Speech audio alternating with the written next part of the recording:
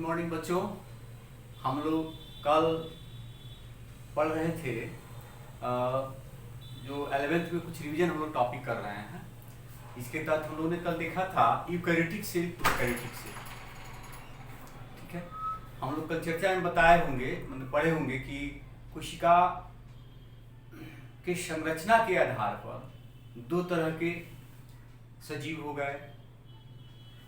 Prokaryotic सजीव जो prokaryotic कोशिका के बने हुए हैं, जिसका उदाहरण हुआ जीवाणु कोशिका, और यूकैरियोटिक सजीव जो यूकैरियोटिक कोशिका के बने हुए हैं, जिसका उदाहरण क्या हो जाता है? अमीबा, सारे पेड़ पौधे, जंतु जिसे हम देख पाते हैं। और बताया था कोशिका की संख्या के आधार पर दो तरह के जीव होते हैं। कौन कौन? तो एक कोशिकीय सजीव और बहुकोशिकीय सजीव। हमने भी बताए थे आप लोगों को कि अमीबा एक कोशिकीय यूकैरियोटिक सजीव का उदाहरण है, जबकि जीवाणु एक कोशिकीय प्रोकैरियोटिक सजीव का उदाहरण है। ये चर्चा हो चुका है। आप लोगों को भी बताया गया था कल कि चूंकि ये कोशिका के बने हुए हैं, कोशिका क्या है ये बताया गया था। ठीक है, अब देखिए, हम चर्चा किए थे कि जीव जो माइन्यूट हो, काफी सूक्ष्म हो, जैसे अमीबा जिसे अपनी आंख से नहीं देख सकते हैं, अमीबा से लेकर के चींटी, मेढक, मछली, सारे मानव या मानव जिस समूह से आते हैं स्तनधारी से, उसमें जो लार्जेस्ट जो मैमल्स हैं, ब्लू व्हेल, एलिफेंट, सबका शरीर कोशिका का बना है। तो ये यानी कि उसी तरह से पौधा, नन्हा सा घास हो या बड़े बड़े फिर पौधे हो या बहुत बड़ा पेड़ हो, पीपल का पेड़ हो, आम का पेड़ हो, सबका शरीर कोशिका का बना है। ठीक है, यानी कि हम कह सकते हैं कि कोशिका से ही जीवन की शुरुआत होती है। हमारा शरीर या आपका शरीर या एक हाथी का शरीर या किसी भी जीव का शरीर के जीव के शरीर का आरंभ किससे हुआ है? एक कोशिका से। अब वही कोशिका कुछ खास प्रक्रम द्वारा, इस 11th में आप लोगों को पढ़ना है, जिसे कहते हैं कोशिका विभाजन, खास प्रक्रम द्वारा कोशिकाओं का समूह बनाता है, कोशिकाओं की संख्या में वृद्धि करता है, और उस वृद्धि के चलते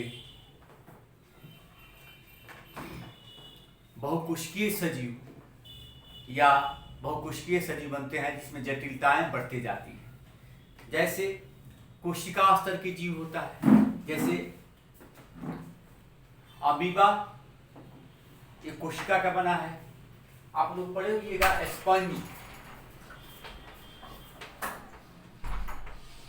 जो कि पोरीफेरा का सदस्य है। ये स्पंज बाबू, ये कोशिकीय स्तर के जीव होते हैं, सेलुलर लेवल के। सेलुलर लेवल हिंदी क्या हुआ इसका? कोशिकीय स्तर। तो ये कोशिकीय स्तर के सजीव होते हैं स्पंज। यानी कि स्पंज का शरीर बहुत सारे कोशिका का बना होता है, सही बात है, बट इसमें ऊतक नहीं पाया जाएगा। आगे बढ़िएगा तो जो हाइड्रा होता है, हाइड्रा जो कि सिलेंट्रेटा या निडेरिया समूह का सदस्य है, ये टिश्यू लेवल का सजीव होता है, ऊतक स्तर का सजीव होता है।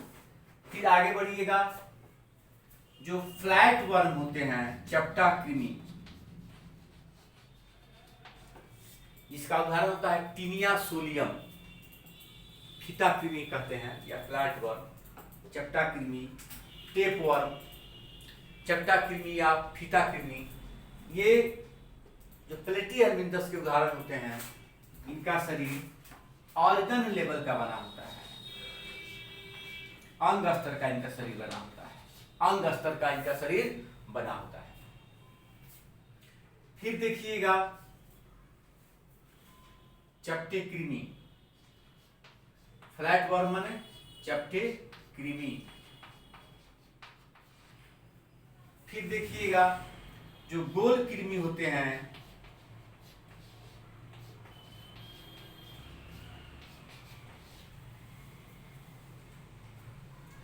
यहां से इनका शरीर अंग तंत्र स्तर का बनना शुरू होता है। मतलब इसे कहते हैं, क्या कहेंगे, ऑर्गन सिस्टम लेवल।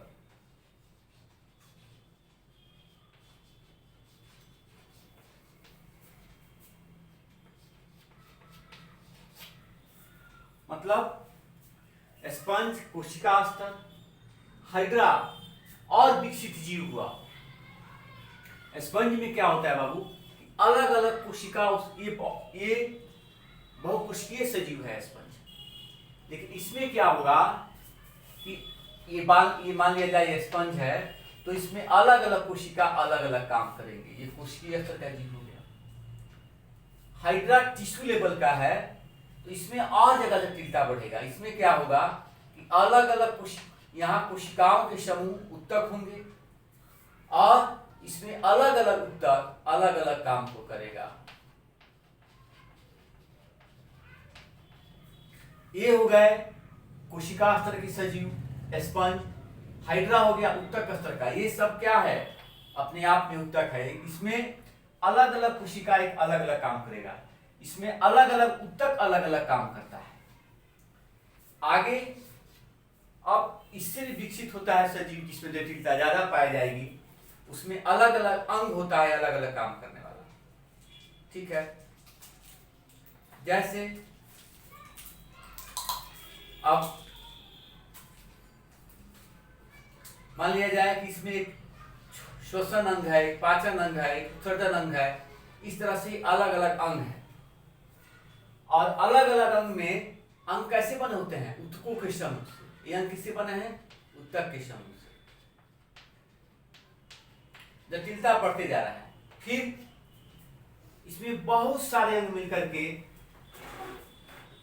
अंगतंत्र बनाते हैं। ऑर्गन सिस्टम मतलब ORGAN। तो ऑर्गन सिस्टम अंगतंत्र स्तर के जीव हो गए गोल कृमि।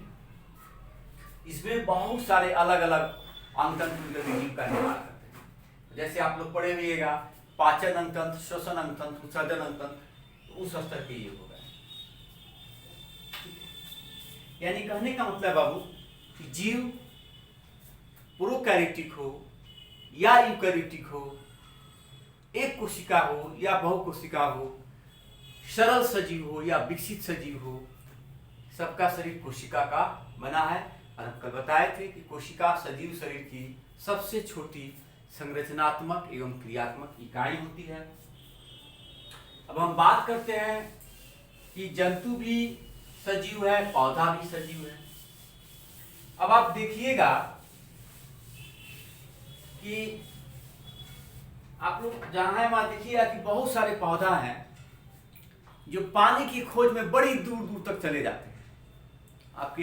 आप जहां रहते हैं वहां होते हैं ना ऐसे पौधे, या बहुत सारे पेड़ हैं जो अपना भोजन के तलाश में बहुत दूर चले जाते हैं। पानी लेने के लिए चापाकल के पास चले जाते हैं कि नहीं जाते हैं? नहीं जाते हैं। पौधे का जो लाइफ स्टाइल है वो अलग है, जंतु का लाइफ स्टाइल अलग है। पौधे एक ही जगह पर स्थिर होकर के वो अपना सारा रिक्वायरमेंट पा लेते हैं। उनको जो भी चीज चाहिए, उनके जीवन के लिए जो भी जरूरी चीज है, वो सारा चीज उनको एक ही जगह मिल जाता है। उनकी बनावट इस तरह से है कि वो सारा चीज एक जगह रह करके ही पा लेते हैं या उनको मिल जाता है। लेकिन जंतु अलग है, जंतु का जो लाइफ स्टाइल अलग है। जंतु को भोजन की तलाश में घूमना पड़ता है, पानी की तलाश में घूमना पड़ता है, जंतु को अपने साथी की तलाश में घूमना पड़ता है। तो चूंकि जंतु का लाइफ स्टाइल अलग है, पौधा का लाइफ स्टाइल अलग है, तो नो डाउट कि जंतु में कुछ खास अंतंत्र होते हैं, पौधा में भी कुछ खास अंतंत्र होते हैं। जो कुछ खास अंतंत्र है पौधा में जो जंतु में नहीं है, जो जंतु में है वो पौधा में नहीं है। इसके अलावा अंग भी अलग अलग हो जाते हैं जंतु और पौधा के। इसके अलावा में जब अंग अलग हो गए तो उत्तक भी अलग हो जाते हैं, और जब उत्तक हो जाते हैं अलग अलग तो नो डाउट उत्तक किससे बने होते हैं? कोशिका के समूह से। तो कोशिका भी अलग अलग होगा, कोशिका की बनावट में भी अंतर होगा। पौधा भी बने, सारे पौधे सारे पेड़ पौधे बने होते हैं कोशिका के, सारे जंतु भी बने होते हैं कोशिका के, लेकिन दोनों में अलग है। दोनों का काम अलग है, दोनों का जो वर्किंग मेथड है अलग है, दोनों का लाइफ स्टेज अलग है। इसलिए उनकी कोशिका में भी कुछ विशेषता होता है, उनकी कोशिका भी कुछ अलग वाले होते हैं, अलग टाइप से होते हैं। तो जंतु कोशिका और पादप कोशिका समझने से पहले थोड़ा हम जंतु और पौधा में अंतर जानते हैं, फिर हम देखते हैं। पहले जब जंतु और पौधा में जब अंतर देख लेंगे तब हमको ज्यादा समझ में आएगा कि काहे जंतु कोशिका अलग है और पौधा कोशिका अलग है। तो देखिए, जैसे सपोज हम यहां लिख रहे हैं जंतु, और यहां हो गया बाबू पौधा।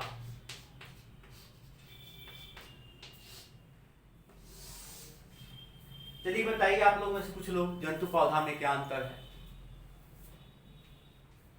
अब आप कहिएगा कि सर जंतु दौड़ते हैं चलते हैं, पौधे नहीं दौड़ते हैं नहीं चलते हैं।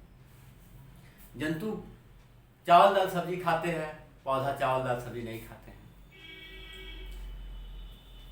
बात वो नहीं है।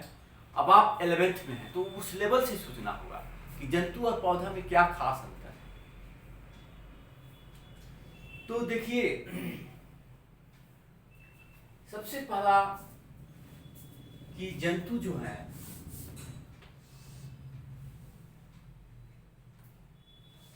जंतु में लोकोमोशन होता है।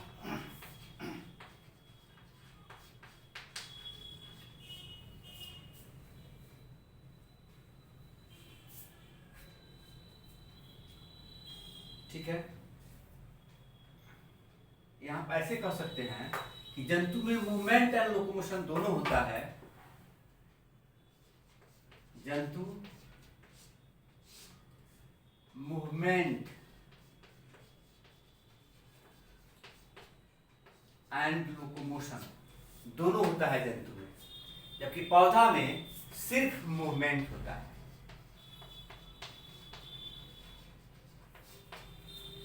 अब लोकोमोशन का माने क्या हुआ, मूवमेंट का माने क्या हुआ?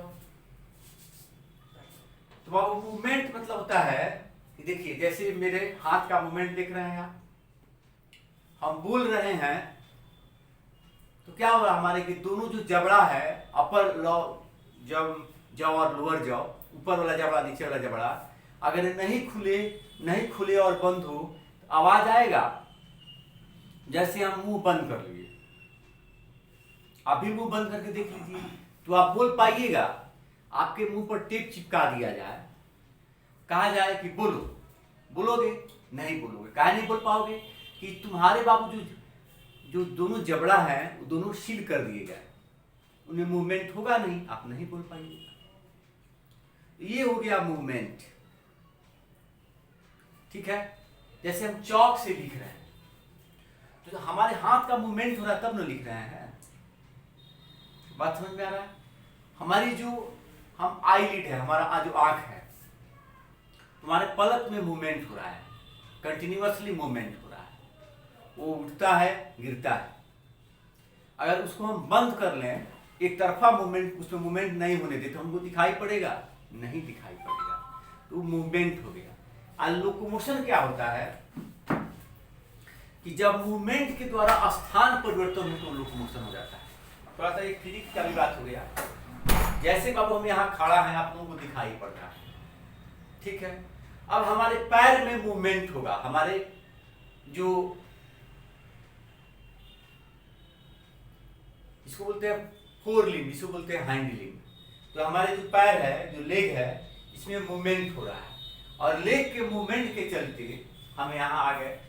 हमारे दोनों पैर को बांध दिया जाता है, दोनों पैर को रस्सी से बांध दिया जाता है। ठीक है, हो सकता है हम जंप करके कुछ आ जाते, यानी कि दोनों पैर को बांध दिया जाए और एक खंभे की सहायता से पैर को बांध दिया जाए तो मेरा मूवमेंट होगा नहीं। पैर का मूवमेंट हुआ, और देख रहे हैं आप, हम यहां खड़े हैं, ठीक है, बोर्ड के इस तरफ, और पैर ने मूवमेंट किया और मूवमेंट करके हम यहां आ गए, तो ये मूवमेंट के हेल्प से स्थान परिवर्तन हो गया, चेंज इन प्लेस हुआ, स्थान परिवर्तित हो गया, हम उस सिरा पर थे यहां आ गए, ये हो गया लोकोमोशन। जब मूवमेंट और लोकोमोशन में क्या अंतर होता है कि मूवमेंट में चेंज इन प्लेस या स्थान परिवर्तन नहीं होता है, लेकिन लोकोमोशन में क्या होता है कि वह मूवमेंट जिसके द्वारा स्थान परिवर्तन हो जाए उसे लोकोमोशन कहते हैं। हिंदी में इसे क्या कहते हैं? चलन, ऐसे कहते हैं गति। जैसे आप देखिएगा कि पौधे की जो पत्तियां होती हैं वो भी हिलती डुलती, फूल जो होते हैं वो पहले बर्ड जो कली बनता है सूर्य के प्रकाश से या दिन में वो खिल जाता है, मूवमेंट होता है ना। तना में मूवमेंट होता है, तो पौधा में लोकोमोशन नहीं होता है, ठीक है, ओनली मूवमेंट होता है, इसमें सिर्फ गति होता है, only movement and not locomotion and no locomotion। ये स्थान परिवर्तन नहीं करते, ये करते हैं नहीं करते, यानी पौधा में जंतु गति भी करते हैं और इनमें चलन होता है, यानी कि स्थान परिवर्तन होता है। जंतु गति करते हैं और इनमें चलन भी होता है। पौधा सिर्फ गति करते हैं, इसमें कोई लोकोमोशन नहीं होता है, पौधा स्थान परिवर्तन नहीं करते। दूसरा,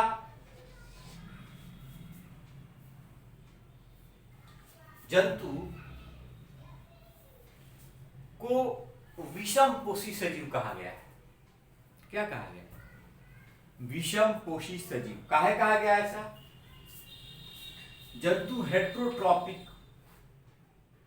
जंतु में हेट्रोट्रॉपिक मोड ऑफ न्यूट्रिशन होता है। हेट्रोट्रॉपिक,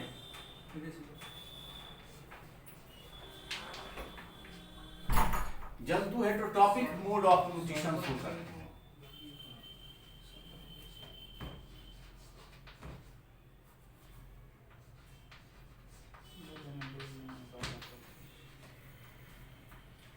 अब हिंदी हुआ विषम पोषी पोषण।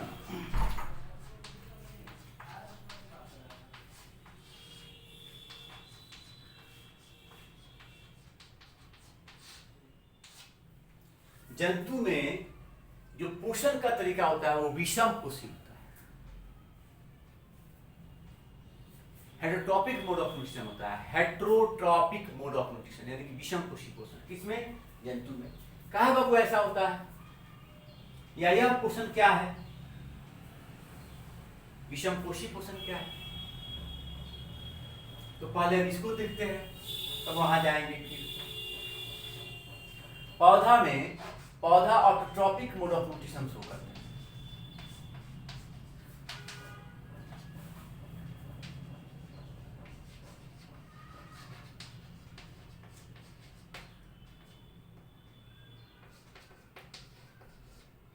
अब इसका हिंदी होता है स्वपोषी पोषण।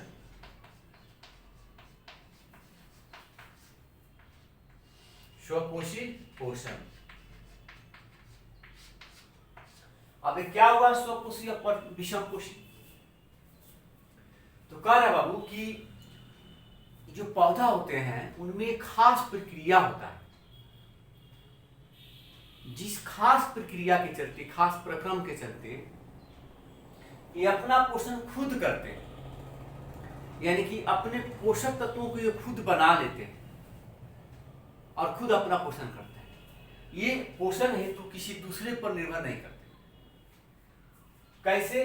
तो इनमें एक खास प्रक्रिया होता है जिसका नाम है फोटोसिंथेसिस।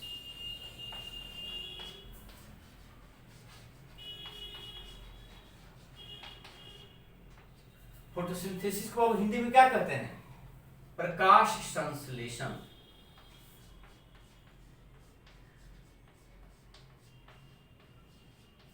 प्रकाश संश्लेषण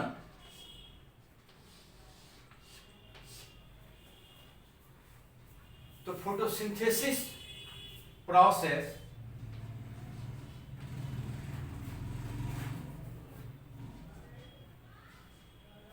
इनमें पाया जाता है। पौधे स्वपोषी होते हैं, अपना पोषण खुद करते हैं, वो अब पोषण हेतु दूसरे पर निर्भर नहीं करते। ऐसा इसलिए कि पौधा में एक खास प्रक्रिया होता है जिसका नाम है प्रकाश संश्लेषण, जिसमें वो कुछ अकार्बनिक पदार्थों के हेल्प से अपना भोजन यानी कि कार्बनिक पदार्थ तैयार करते हैं। आप लोग पहले से जानते होइएगा कि पौधे जड़ों से क्या अवशोषित करते हैं। पौधा जड़ से अपने जड़ों द्वारा जल ग्रहण करता है। जल जिसका सूत्र क्या होता है H2O। पौधा जल कहां से अवशोषित कर लेता है? अपने जड़ द्वारा, मिट्टी से, और वातावरण से पत्तियों के सहायता से। पत्तियों के सतह पर छोटे छोटे रंध्र पाए जाते हैं, छिद्र, जिसे आप लोगों को याद होगा, जिसे रंध्र कहते हैं स्टोमाटा। स्टोमाटा कहते हैं या रंध्र, छोटे छोटे छिद्र होते हैं। तो उसी रंध्र के सहायता से, स्टोमाटा के सहायता से पत्तियां मुख्य रूप से कार्बन डाइऑक्साइड दे लेती हैं, और उसी H2O और CO2 के सहायता से ये अपना भोजन यानी कि कार्बोहाइड्रेट तैयार करते हैं। क्या तैयार करते हैं बाबू? अपना भोजन यानी कि कार्बोहाइड्रेट। यहां हो जाएगा C6H12O6। हमें सिंपल एक फॉर्मूला बताए। ये हो गया जल, ये हो गया कार्बन डाइऑक्साइड, ये हो गया आपको कार्बोहाइड्रेट का सिंपल फार्मूला यानी कि ग्लूकोज। पौधा में बनता है ग्लूकोज, लेकिन वो मुख्य रूप से सुक्रोज के रूप में स्टोर होता है। सुक्रोज के रूप में स्टोर होता है। और सुक्रोज क्या होता है? डाइसैकेराइड। और ग्लूकोज क्या होता है? मोनोसैकेराइड। वो बात की बात है। तो पौधा कैसे जंतु से अलग है कि पौधा में सिर्फ मूवमेंट होता है, गति होता है, चलन नहीं होता है, यानी कि स्थान परिवर्तन नहीं करते हैं। पौधा में स्वपोषी पोषण होता है। पौधा अपना पोषण खुद करते हैं, यानी पौधा में जो पोषण का तरीका है स्वपोषी होता है, वो दूसरे पर निर्भर नहीं करते। क्यों ऐसा करते हैं भाई? तो एक खास प्रक्रिया करते हैं जिसका नाम है प्रकाश संश्लेषण, और इसी प्रकाश संश्लेषण प्रक्रिया के हेल्प से वो अपना भोजन तैयार कर लेते हैं, जिसमें वो जल लेते हैं जड़ के द्वारा, कार्बन डाइऑक्साइड लेते हैं वातावरण से, और दोनों के हेल्प से अपना भोजन कार्बोहाइड्रेट तैयार करते हैं। अब यहां एक और सवाल हो सकता है कि पौधा प्रकाश संश्लेषण क्यों करता है? पौधा में प्रकाश संश्लेषण क्यों होता है, जंतु में क्यों नहीं होता है? ये भी आप प्रश्न कर सकते हैं। तो पहले हम यहां आए,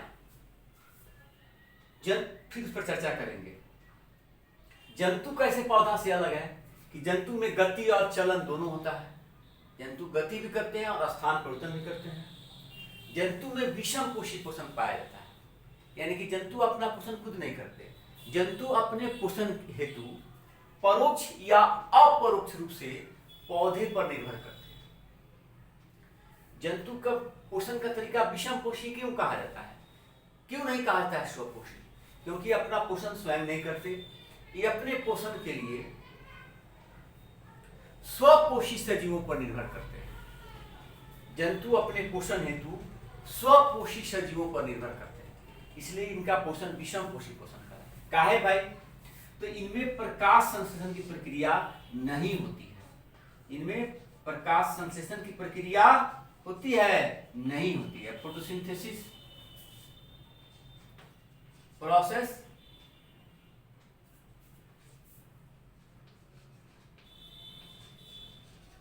डज नॉट अकर।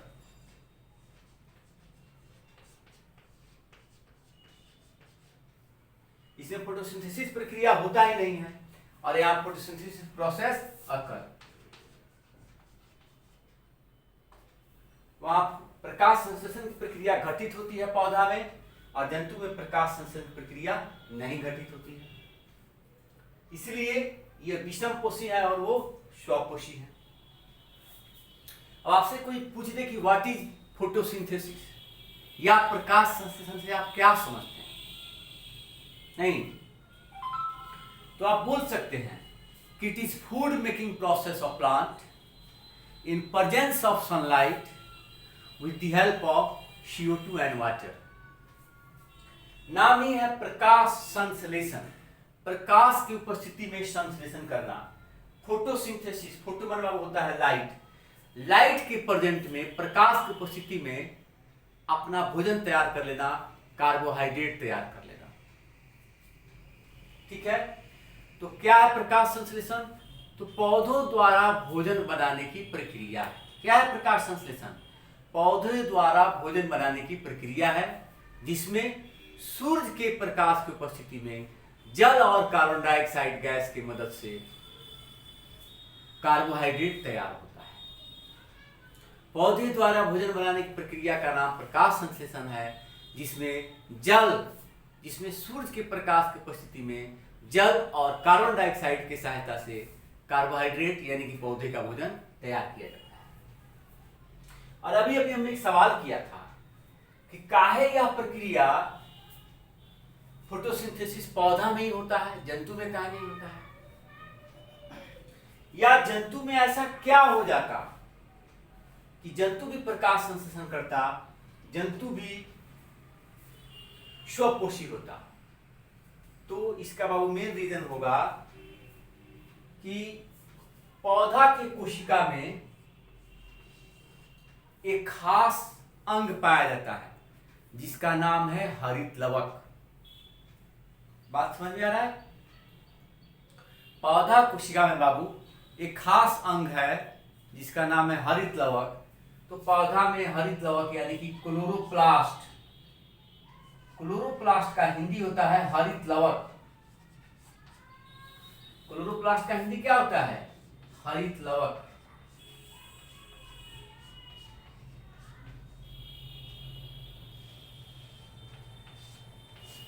ये प्रेजेंट होता है। क्या होता है हरित लवक? पौधा कोशिका में हरित लवक नामक खास कोशिका का अंग होता है जिसके चलते पौधे प्रकाश संश्लेषण प्रक्रिया करता है। फिर से सुनिए, पौधा की कोशिका में एक खास कोशिकांग होता है, खास कोशिका का अंग होता है जिसका नाम है हरित लवक, क्लोरोप्लास्ट, जिसके हेल्प से ये प्रकाश संश्लेषण कर पाता है। अगर पौधा की कोशिका से हरित लवक नामक कोशिकांग हटा दिया जाए तो ये भी प्रकाश संश्लेषण नहीं करेंगे, ये स्वपोषी सजीव नहीं होंगे। यानी यहां ये क्यों नहीं है? तो इनमें क्लोरोप्लास्ट या हरित लवक नहीं पाए जाते हैं। क्लोरोप्लास्ट क्या है बाबू? क्लोरोप्लास्ट तो पौधा कोशिका का एक खास अंग है। यहां क्लोरोप्लास्ट क्या होता है? अब्सेंट होता है। यानी कि सीधे सीधी बात है, आप ऐसे भी कह सकते हैं अब्सेंट, क्लोरोप्लास्ट अब्सेंट, अनुपस्थित होते हैं। यानी कि सीधे सीधी बात लोग आप कह सकते हैं कि अगर जंतु में भी क्लोरोप्लास्ट रहता, जंतु के कोशिका में भी अगर हरित लवक रहता तो जंतु भी प्रकाश संश्लेषण कर पाता और जंतु भी स्वपोषी सजीव होता जैसे पौधा होता है। लेकिन चूंकि जंतु में क्लोरोप्लास्ट नामक कोशिकांग नहीं होते हैं, इसलिए प्रकाश संश्लेषण प्रक्रिया नहीं कर पाता है और इसलिए जंतु विषमपोषी सजीव होता है। बात थोड़ा थोड़ा समझ में आ रहा है?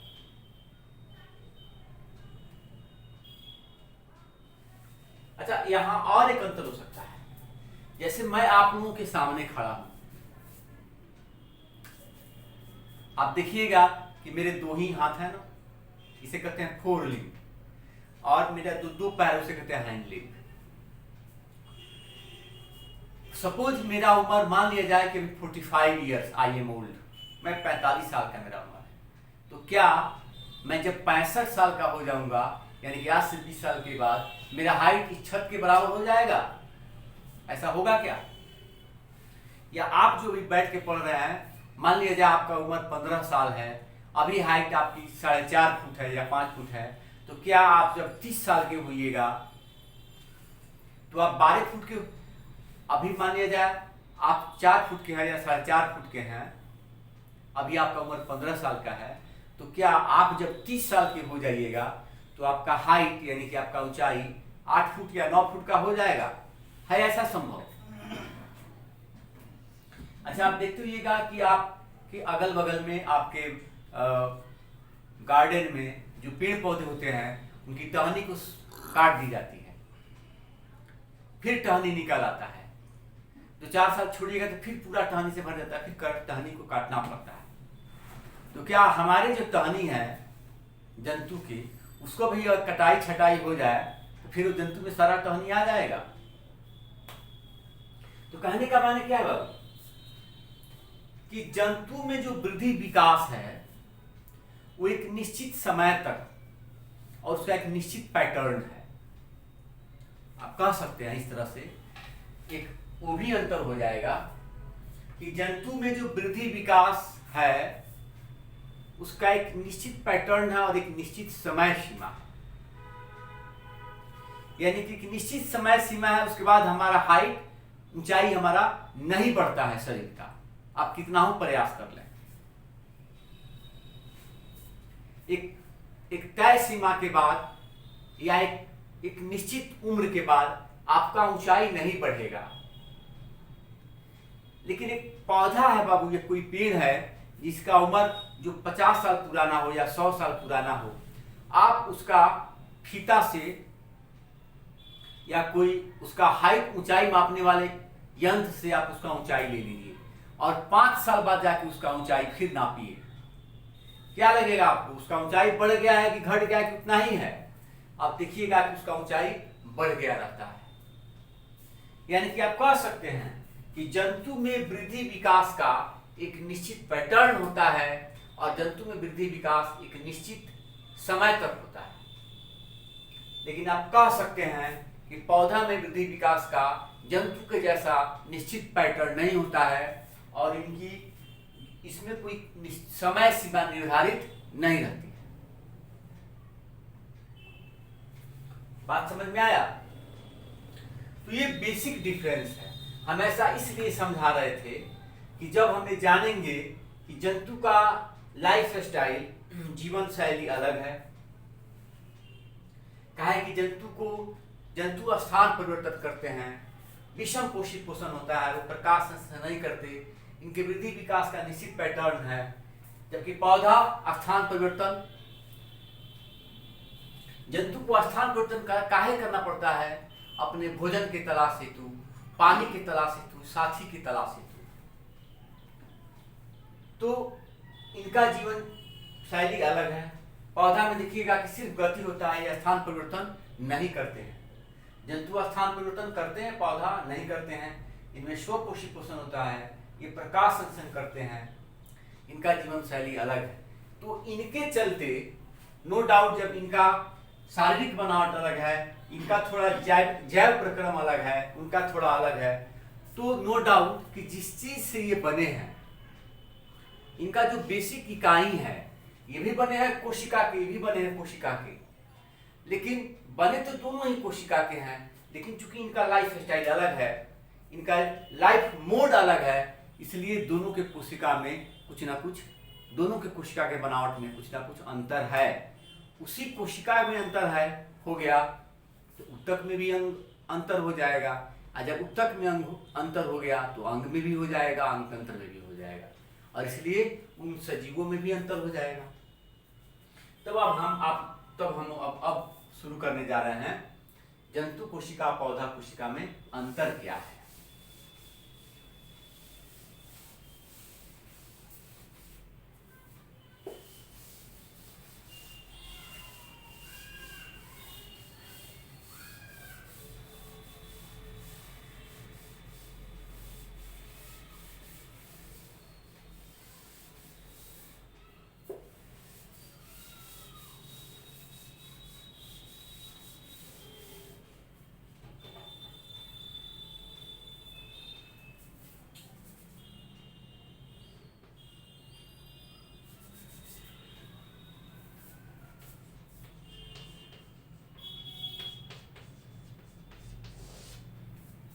देखिए सारी बात हम लोग बाबू अभी हम लोग जो पढ़ रहे हैं 1-2 दिन से, इस सारी बात के बारे में हम लोग 9th में पढ़ चुके हैं, या 9th में पढ़ना था,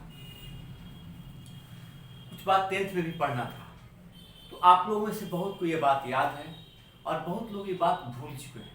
तो हम लोग को थोड़ा सा रिकैप करना जरूरी है। जब हम लोग रिकैप कर लेंगे तो आगे की जो पढ़ाई होगी उसको समझने में हमें सहूलियत मिलेगा। ठीक है, और अभी जो आप लोगों को बताया जा रहा है, अगर आप इसके अलावा भी कुछ जानते हैं, कुछ आपको याद है, या जो हम छोड़ दे रहे हैं, वो आप भी लिख के भेजिए कमेंट। हम देखेंगे कितने बच्चे जागरूक हैं, कितने हमारे बच्चे एक्टिव हैं, और कितने बच्चे ऐसे हैं जो 9-10 बायोलॉजी ढंग से पढ़े हैं और उनको अभी तक हर बात याद है। ठीक है, हम आप लोगों को बस पुनरावृत्ति कराते हैं। जैसे आप लोग पढ़े हुएगा 7, 8, 9, 10 में कि गणित के किताब में पहला चैप्टर होता है पूर्वाभ्यास। यानी कि अगर आप 8th क्लास में आए हैं तो जो 8th क्लास का जो मैथ है उसमें जो पहला चैप्टर होगा, फर्स्ट जो होता है, वो पूर्वाभ्यास होता है। यानी कि जो 7th में आपने पढ़ा उसका एक ये होता है कि आप रिकैप कर लीजिए, फिर से दोहराव कर लीजिए कि आपको आगे की पढ़ाई में दिक्कत नहीं हो। वही चीज बाबू हम कर रहे हैं। तो ये प्लांट सेल हो गया, यहाँ हो गया एनिमल सेल।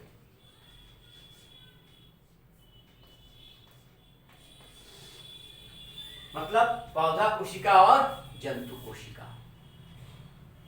बात समझ में आ रहा है? अब यहां देखिए पहला डिफरेंस,